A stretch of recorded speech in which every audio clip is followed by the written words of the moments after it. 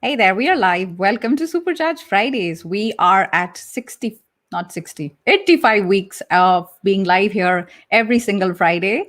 And I'm just going to take a few seconds so we can have the viewers join us. If you're joining us, tell us where you're joining from. Give us a little like, little applause so the algorithm gets a bit of a kick in the you know what.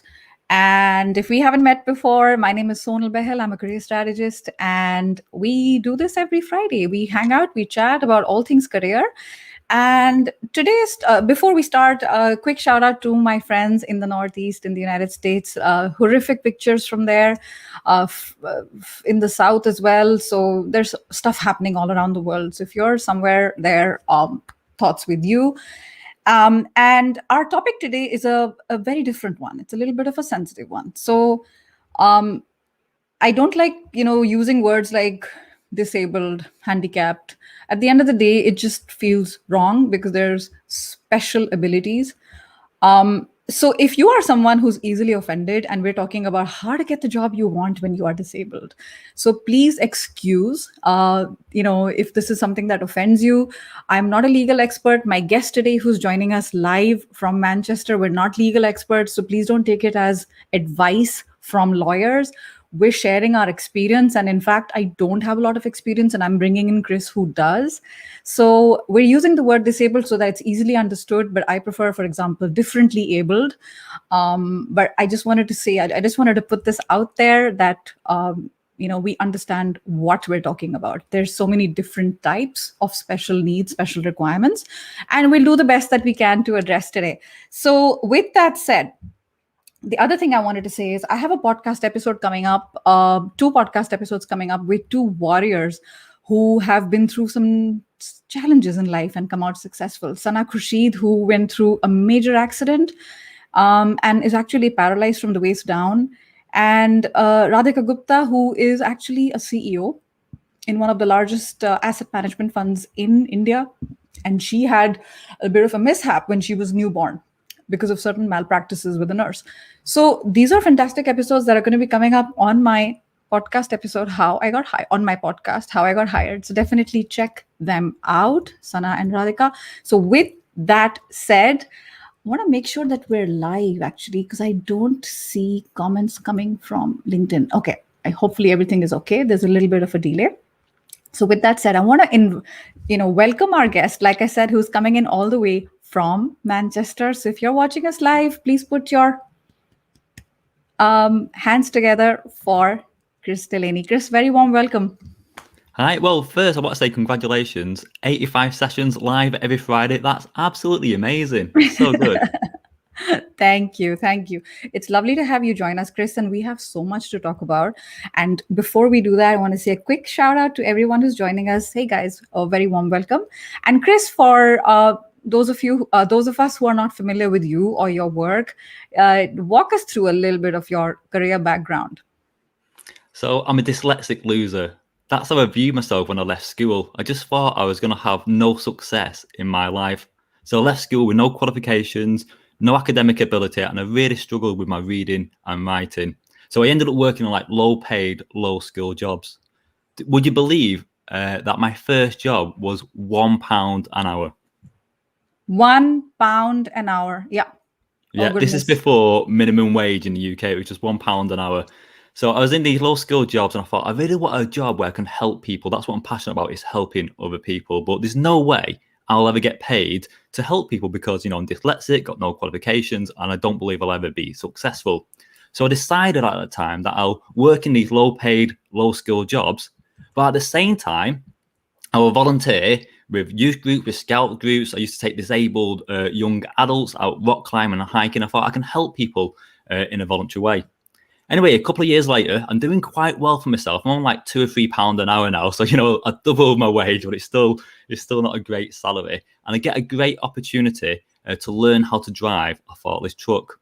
So I'm on this course and I'm doing great because often when you're dyslexic, you're a kinesthetic learner. You learn by doing. So I'm driving this truck through the chicane, lifting up the pallets, putting it down. I am the king of the forklift truck. But some of my colleagues were really struggling, and they was really anxious and nervous being on this big beastie machine, and it was crashing into the chicane. They nearly drove over the instructor. They nearly backed the truck into the warehouse and crashed it down. They wasn't doing so well. And the instructor said to me, Chris, you're going to pass your forklift truck course. And he turned around to my colleagues and said, you're going to fail. This guy was not a motivational speaker.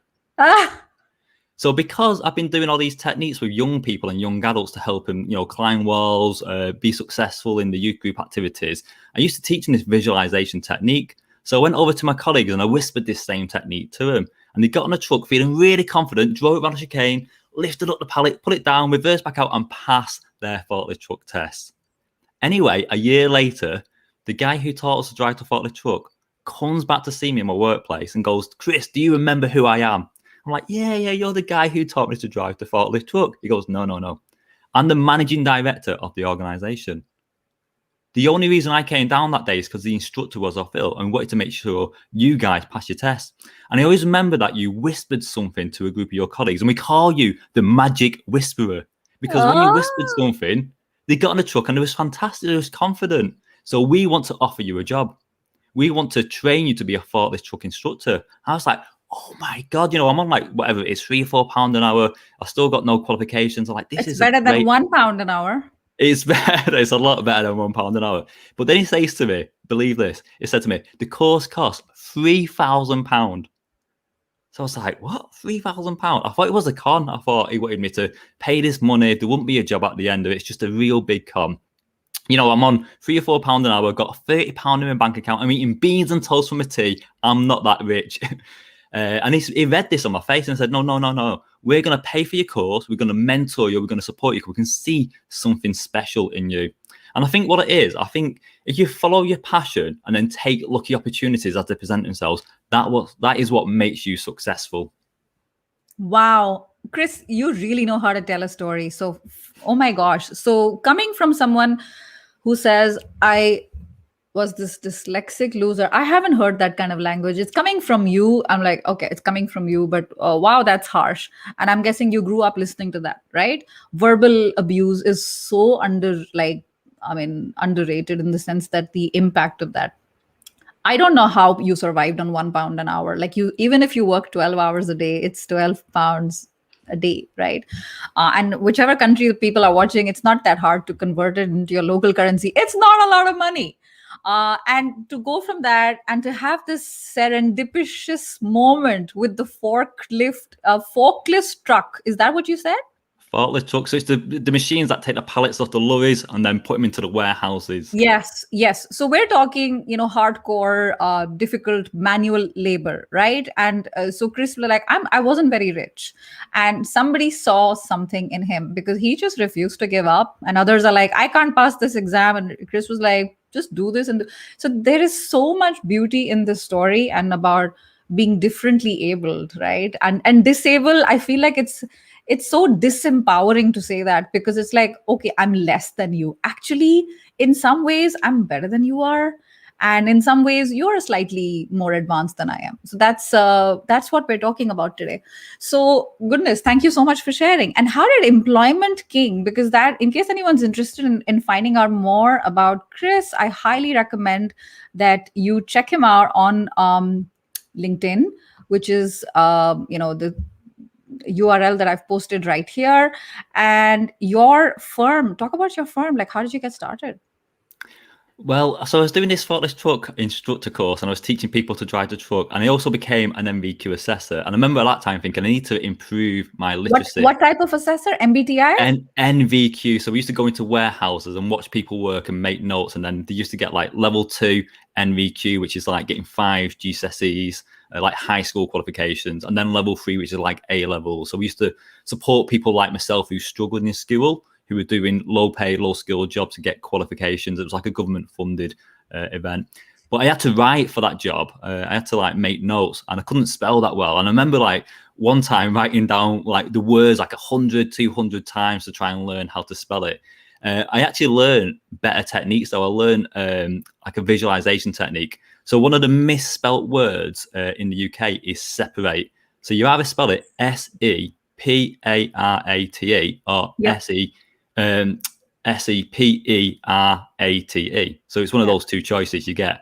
And I always spell it wrong. So I did this visualization technique where I imagine being on a plane and the door opens and I'm looking down, I can see the small cows, a small building, hundreds of miles below me. And I jump out of that plane. And as I jump out, the wind's washing in my face, my eyes are watering, my stomach's turned upside down as I plummet towards the earth. And then I pull my parachute, and my parachute expands, opens, and I slowly float down to the ground.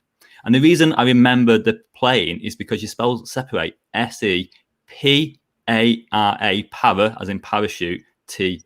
Whoa. Okay. Only you. That is so cool. That it is not that easy to make a connection between like opening up a plane and this gust of wind on your face, and then how to spell a plane. Wow, that's so interesting. And that's, I'm guessing, the visualization technique that you whispered in the ear of that guy, and that helped him to pass the exam. It was very similar. So when people are scared, because my other job also, I do interview coaching. And the reason I got into interview coaching and Employment King is because I ended up, after the MVQ forklift truck job, working in employability training, teaching unemployed people to get jobs. And the main barrier for people being successful in job interviews and applying for jobs is self-esteem. Most people are anxious, scared, worried about what other people will think about them if they apply for the job or if they get rejected in the job interview. So I got really passionate about learning how to make other people confident. And that took me down the road to like life coaching, NLP, hypnotherapy, and that sort of stuff. Hypnotherapy. So the hypnotherapy, when I help people get over phobias, that's the visualization technique. I didn't realize it was a hypnotherapy technique when I originally learned it. But you basically get a picture of something you're scared of and move it further away from you. So it becomes smaller and smaller and smaller. And that disassociates you from the thing you're scared of. Yeah, no, that's I want to repeat what you just said. So, one of the things that really holds people back to perform well in interviews is self-esteem, where if I apply, what are my friends going to think, particularly if I don't get in, et cetera, which basically don't tell them, right? And we are so fragile. Our ego is so fragile. And the other thing I want to say is to our viewers right now, with the spelling thing that Chris just did, and you spelt out separate, like right now, live, let's not forget Chris has also worked hard with his dyslexia. So it's not something that, it's something a lot of us take for granted, but it's not important to not take that for granted. Fantastic. So, Chris, let's talk about our session today, right? Which is like understanding about, differently abled disabilities. There's visible things that, are sort of obvious.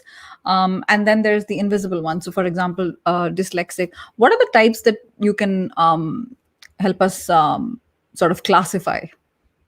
Yeah, so you do kind of generally speaking, you put it into two categories. So disability is like any long-term condition of the body and mind that kind of affects you doing certain tasks. So visible ones are like amputees, cerebral palsy, wheelchair users, and invisible ones might be dyslexia, depression, anxiety, ADHD, that sort of stuff. Yeah, got that. And it's kind of easy to cover up one or the other, but it's gets more and more obvious when we're applying. So talk to us about the workplace and how do you see that? So one of the things that's happening across the globe now, especially by large employers, but even small and medium-sized recruiters as well, is that they do blind applications. So when you fill out the bit about your name, your gender, your age, and if you have a disability or not, that goes to one person in the HR team, and then your application form, your skills, qualities, and experience and qualifications goes to another person. So you should be interviewed based on your application form, not on anything else that might create an unconscious bias. So in most the perfect employers world, are doing that. Yes. In the perfect world, though, yes. Yes, and we know we don't live in a perfect world. And so let's go there a little deeper. Why is it hard to get this job when you're disabled? Let's talk about those biases. And I don't think a lot of them are unconscious. I think they're in your face discrimination like going on. Yeah, well, our belief system is always made up from our personal values, our own experiences, and sometimes just the way you're feeling on the day. If you're in a bad mood, that kind of affects how you see other people compared to if you're, happy and jolly as well. So if you meet someone for the first time, you instantaneously, in the moment, it's not 5 seconds, it's not 10 seconds, it's not 20 seconds, it's right in that millisecond, you make an opinion about that person. And it's based on loads of data. So the perceived age, the gender, the height, the stance, the posture, the clothes they're wearing. if they have a visual disability. But if they have a non-visible disability, you might think, oh, you might say something to yourself like, oh, there's something not quite right here, and you might not know what that is. But all that information, all that data creates a conscious or unconscious bias about that person. Yeah. So those, yeah, I'm very familiar with those shortcuts that we don't even know that they're being sent to the brain. And talk to us about um, people who are, who have something, right? They're differently abled and they're going into these interviews. Why is it hard? So it depends on your disability as well. So as an example, if you're dyslexic and you had to do a writing test, because you're under pressure and there's a Yeah. stressful interview environment, then that makes it even harder for you. Or as an example, if you're autistic and you naturally look down and don't use direct eye contact, and you don't talk emotionally enough to the employer, and the employer doesn't know that you're autistic, then that might affect how you come across as well. You kind of, how you're perceived is based on your level of knowledge and experience and how that comes across in an interview, and your level of confidence, so how you communicate your competencies conflict during that recruitment process. And that kind of creates like your identity, which all your interview answers are filtered through. So the unconscious bias is like, I like you or I dislike you. And then your identity is, are you suitable or unsuitable for that role? And that creates the filter. And if the employer likes you and sees you as a suitable person, they start searching for answers to prove that their theory is right. So they'll look for the positive stories, the positive traits as you come across as you're talking, compared to someone who thinks you're not suitable, who starts subconsciously searching for the reasons why you are not suitable, because we like to back up our own choices with evidence from the real world, but we filter that evidence through how we perceive that person to be. Yeah, no, that's very true. And so what you're saying is a lot of times we don't even know we're doing it. And even if like the person, opens their mouth and like, oh gosh, this is not going to work out, without giving the person a chance, right? So I get that. Talk to us now. Let's get into the meat of things, where we are gonna understand with you what are some tips and strategies to help someone who has a different ability compared to everyone else to be more confident when they show up to interviews with resumes, all of the things. Because I want to learn this from you, Chris. I don't have experience with it, so I'm like a student here today, taking copious amounts of notes. So share at least, I'm being greedy now, share at least 3 with us, that someone who's watching today walks away, and can actually implement. Yeah, perfect. Well, I'll definitely share 3 really good tips with you. So Okay. the other thing to remember though as well is some employers are so good that they'll have the disability confident badge, which shows that they're a disability friendly employer. It used to be 2 ticks badge, and this is in UK. In different countries they'll have different systems, and that shows that the employer positively recruits people with different disabilities. But in the job interview, the 3 rules for a successful job interview are: rule Yes. number 1, identify the job criteria. This means you need to understand the job role, the duties, the responsibilities, the qualities, but also the company culture, because a lot of interviews are asking questions on the culture of their organization and the mission and vision of that company. So this means when you can identify the job criteria, you can predict the job interview questions, and that helps you to prepare your job interview answers. Can you give an Number 2. example here, Chris? Yeah, definitely. So, what's your previous career before doing podcasting? Podcasting is one of the things I'm doing. So I used to be in HR, human In resources. HR, Yeah. yeah, okay. So HR is about recruitment processes, about putting policies and procedures in play, about knowing the legal side of employment law. So you can see there's quite a lot of different bits of information that you have to showcase during the recruitment process. If Yeah. you work for a global organization in HR compared to a small company, they'll have different visions, they'll have different cultures in that organization. So the questions will be based on that.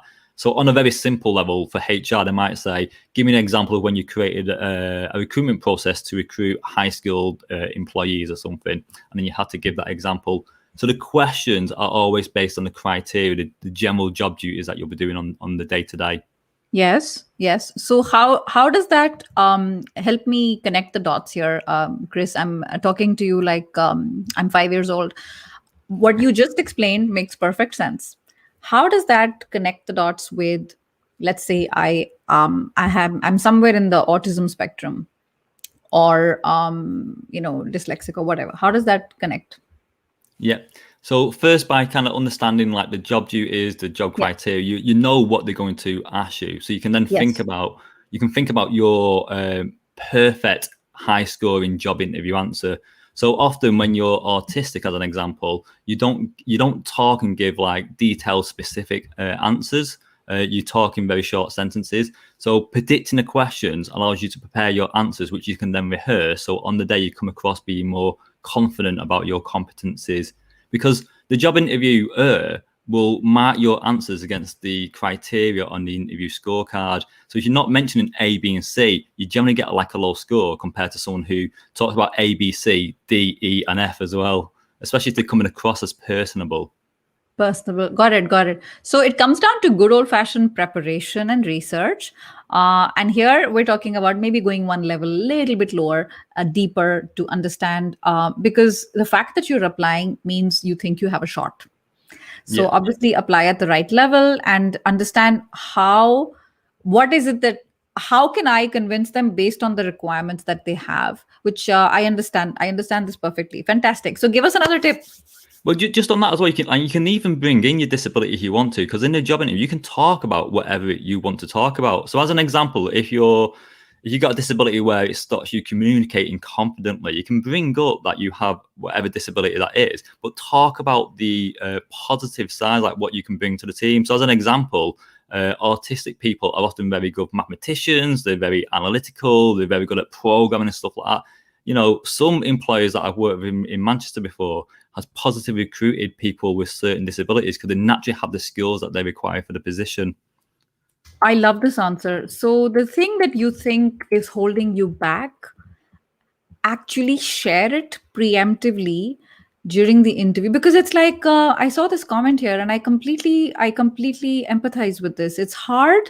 Eric is saying it's really hard when a recruiter wants to focus on the physical appearance. I mean, I think, Eric, getting interviews and jobs is hard, period. Like, it is hard, disability or no disability, right? So to be able to convince someone that, hey, listen, don't worry, like, this thing that you think is holding me back actually is a strength of mine, right? So the thing that you're saying is, how can this be the thing that you're telling the recruiter, I know that you've noticed that I have a stutter or a lisp, which I know here, Chris, you is something that you had and you worked through.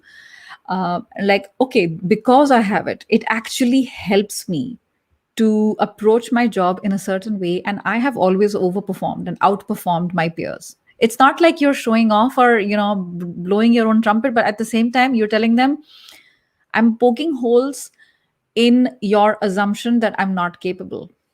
Yeah, definitely. And you kind of have to reframe everything to sound in a positive.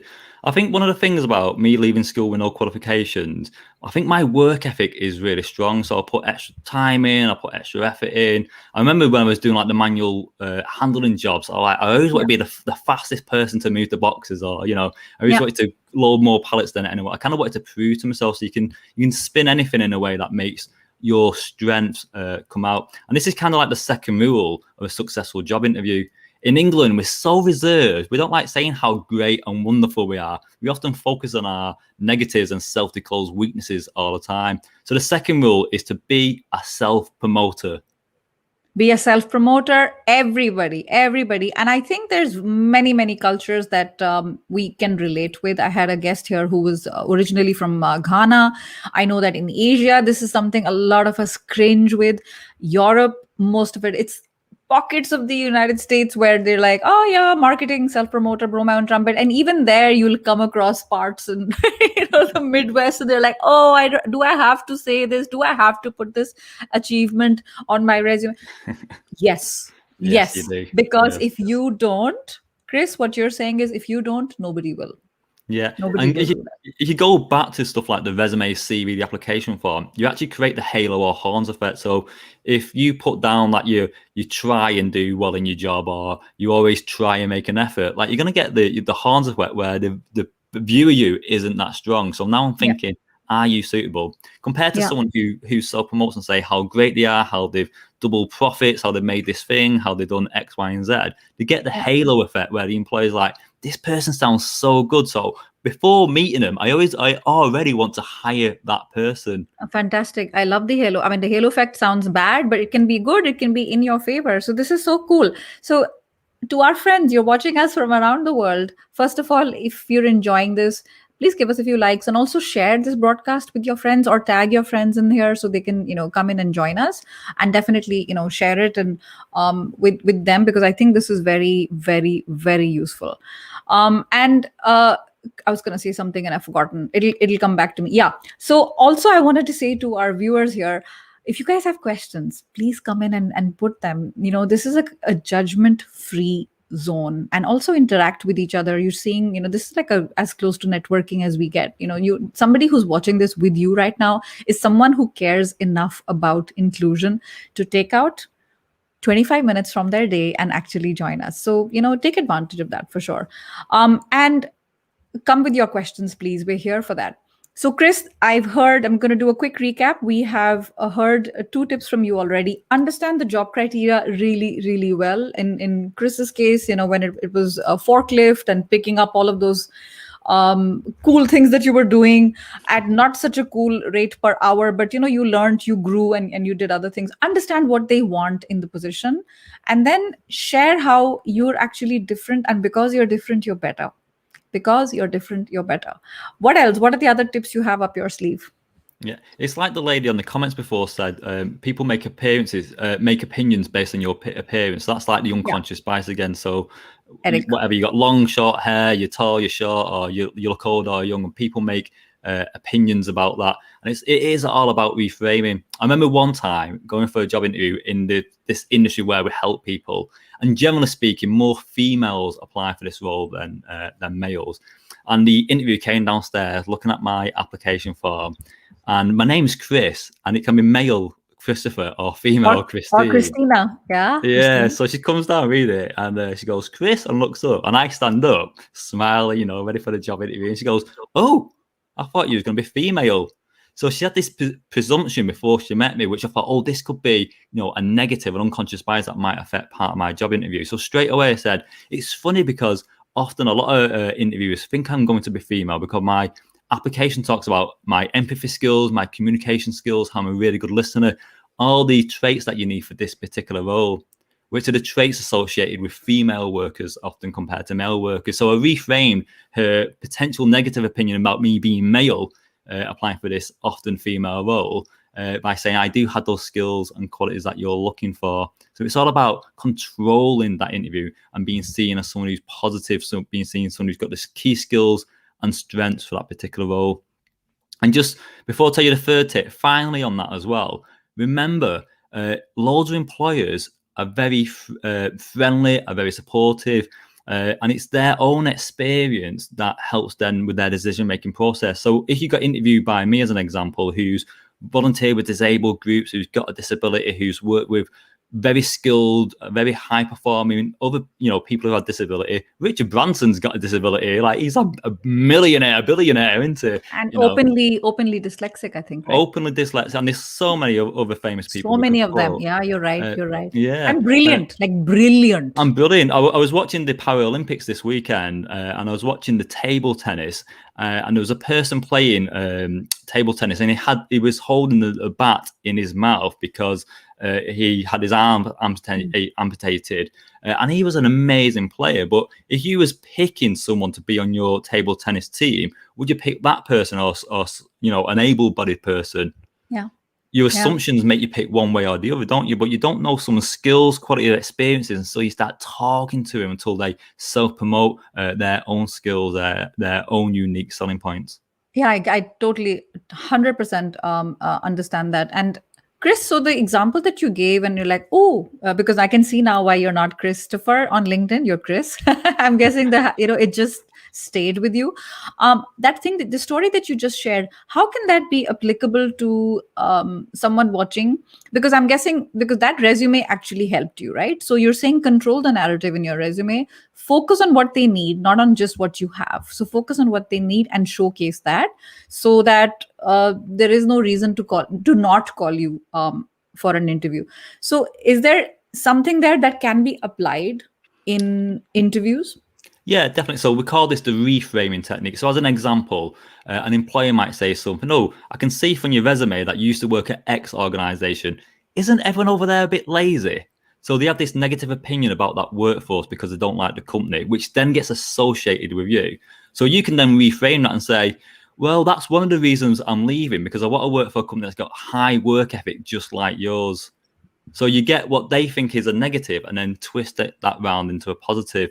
So you might get an interview, and hopefully you won't get an interview like that, who might say, "Oh, I can see you have X disability. Doesn't that mean you're not going to be a good worker?" And what hopefully that will never happen, because it's actually against the law for that to happen, especially in the UK. But if something along those lines happen, you can twist that around and say, "Well, actually, my disability or my personality or my work ethic gives me these skills, talents, and qualities that are really good for this job role."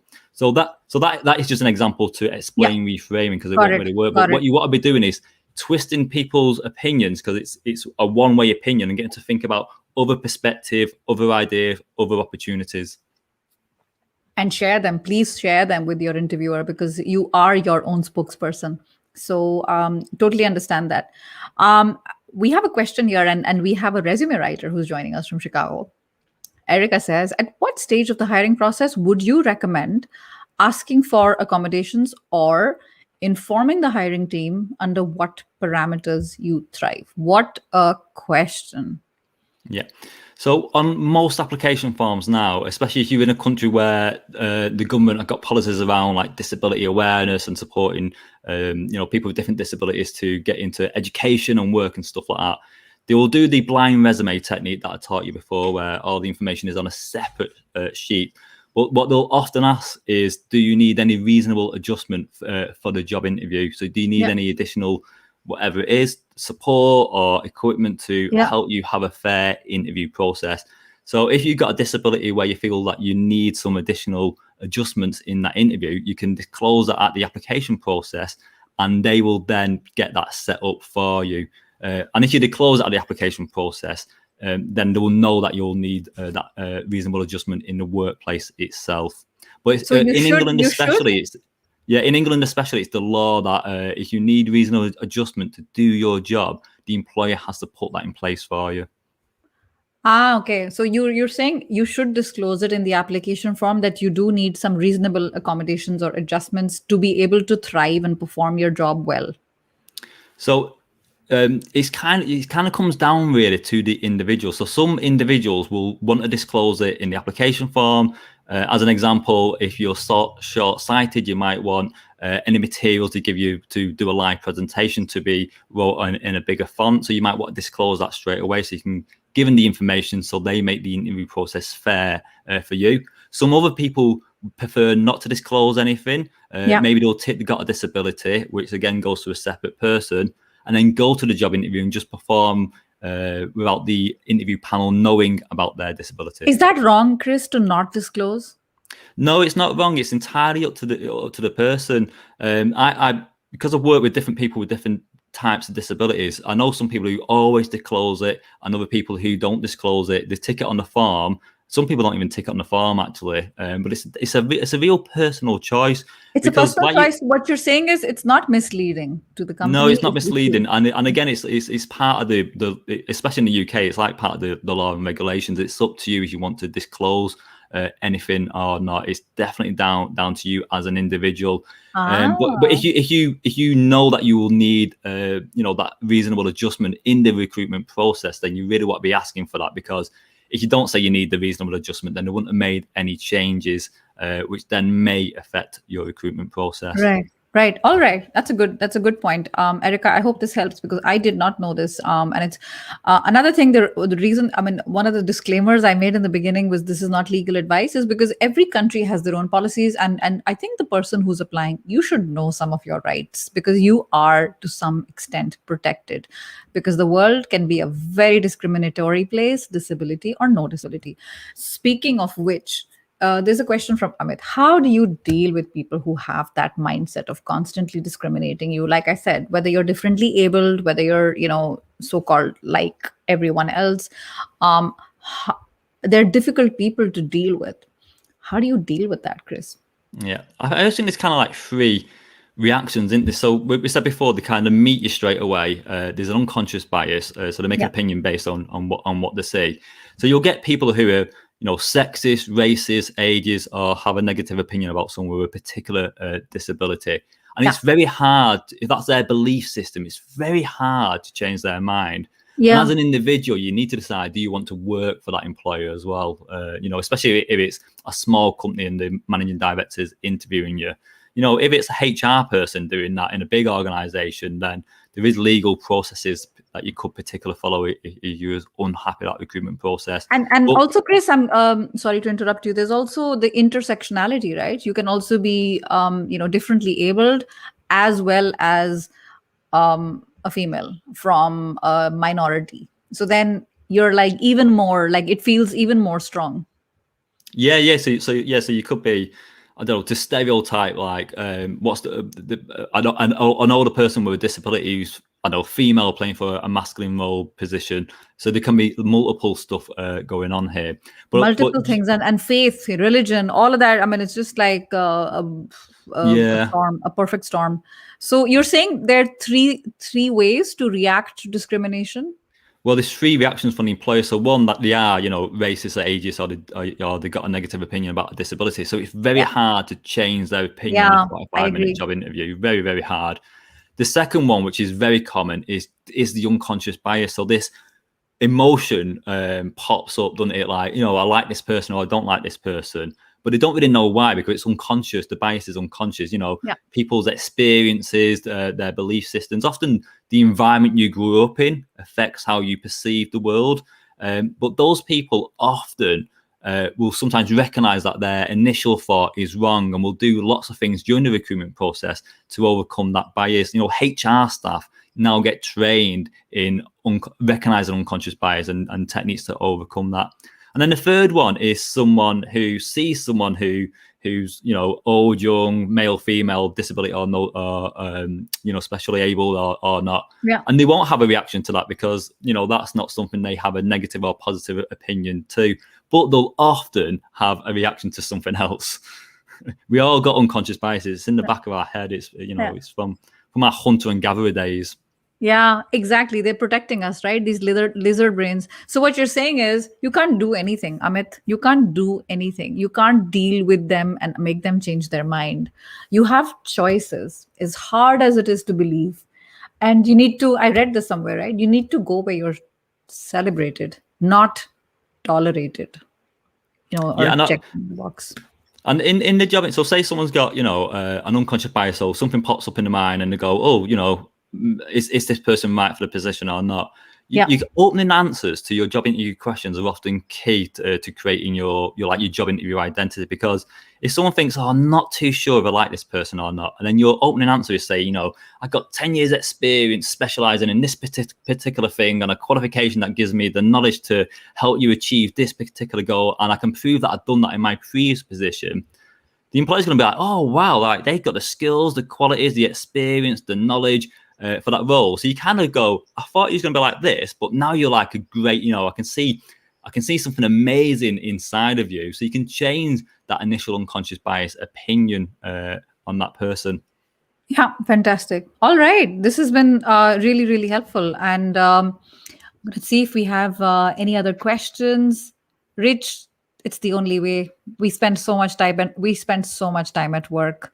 And there's a different camp. They'll be like, it's just a job. Who cares? Just go in, do your job, get out. I could not disagree more. Life is too short to just do the job. I mean, we can have joy as well in the job, and not like, yeah, I hired him even though he's 55 years old. I mean, like, please, we don't need favors here. There's so many strengths that we bring as someone who's got a different, section on the autism spectrum, or someone who's 55 with their share of gray hair. There's strengths in that. And I love that you said, Chris, and I'm going to do a quick recap. And I love that you said one of the tips, if you're just joining us, I highly recommend that you check us out in the replay. We talked about getting not just a job. We're talking about getting the job we want. I'm not saying there's anything wrong with forklift driver, or a Starbucks barista. There's nothing wrong with it if that's what you want. But if you want something else, then that is the reason we're having this conversation today. So we talked about things that are visible to the naked eye and less visible, and understand some more classifications, and how do we define what disability looks like at the workplace. And I've written that twice. And then why is it hard? Like really going below the first surface and understanding why is it hard for the person to get hired when they are disabled. And the unconscious biases are running even deeper. There's conscious, of course, and then there's unconscious. And Chris shared three different tips and strategies. Number one, identify the job criteria. There's more to this than meets the eye. So if you're just joining us, do watch us in the replay and share your different ability. This has been my favorite tip so far. So that comes across as actually a strength, that attack it head on. Talk about the elephant in the room. No need to be ashamed or hide from it. It's not your fault. And control, things like the resume and the interview skills. It comes down to the narrative. And Chris, so before we wrap up, so if anybody's interested, please find out more about Chris. Follow him on LinkedIn and his website, Employment King. Chris, you have a book coming out, or it's just come out? Yep, it came out this Tuesday, actually, 1st of September. So the book 31st is... of August. Congratulations. And can people find out more on your website? Yeah, it's on the website and it's available on all good bookshelves. On all good bookshelves. Can you tell us what the book is called? The book is called What is Your Interview Identity? And we cover stuff like the unconscious bias, the interviewer's behavior and how that affects the applicant's behavior in the job interview, what your interview identity is, and really it focuses on how you can really promote yourself, sell yourself in that job interview, and make sure the employer desires you and sees you as a valuable asset. What is your interview identity? Go and get that book. Fantastic. And there was one more thing I was going to say before we finish. Yeah, I wanted to say that it's never easy, right? It's never easy. And someone who is going through life with a little bit more than their share of challenges, it's not easy. You got to get over yourself at some point. You got to get over it. I mean, I'll give you an example. So, Chris, you reached out to me out of the blue and you're like, hey, Sonal, you have this podcast or LinkedIn Live. I'd like to come and I'd like to talk about this and this topic. And I was like, oh, that's so interesting. I've never actually talked about this with anyone before. Let's schedule a date together and let's do it. What's the worst that'll happen? If Chris had reached out, I would have said no. Who cares? But whether you call it self-promotion, whether you call it being your own spokesperson, I think there's only good that comes out of it. So this is super important. So thank you so much, Chris. And thanks to our lovely viewers for joining us today. If this was helpful, do give us likes and definitely share this with your friends because this was useful. And yeah, Chris, all the best with everything. And take care, everybody. Have a great Friday. We'll see you at the same time next Friday on Supercharged Fridays. Thank you so much, Chris. Thank you. Bye-bye.